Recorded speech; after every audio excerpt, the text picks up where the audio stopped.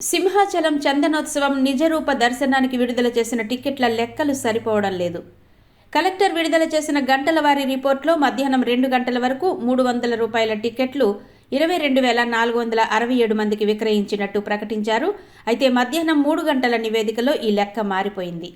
300 రూపాయల టిక్కెట్లు 25,497 మందికి విక్రయించినట్టు 3 గంటల తర్వాత ఇచ్చిన నివేదికలో వెల్లడించారు.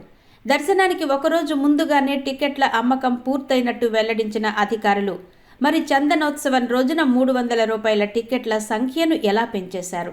దీనికి అధికారులు సమాధానం చెప్పాల్సి ఉంది.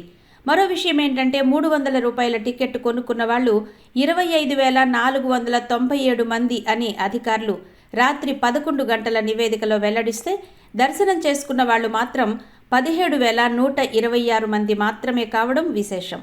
టిక్కెట్లు కొనుక్కున్న వారు ఎందుకు దర్శనం చేసుకోలేకపోయారో అధికారులకే తెలియాలి.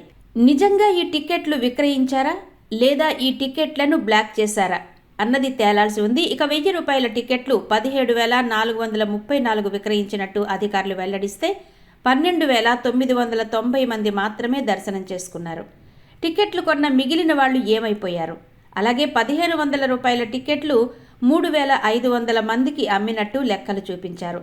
కానీ 2,648 మంది మాత్రమే దర్శనం చేసుకున్నట్టు అధికారిక లెక్కలు చెబుతున్నాయి. నిజంగా టిక్కెట్ కొన్నవాళ్లు ఎందుకు దర్శనం చేసుకోలేకపోయారు? దీనికి అధికారులు సమాధానం చెప్పాల్సి ఉంది. లేదా దీనిపై సమగ్ర విచారణ జరగాల్సి ఉంది అని భక్తులు కోరుతున్నారు.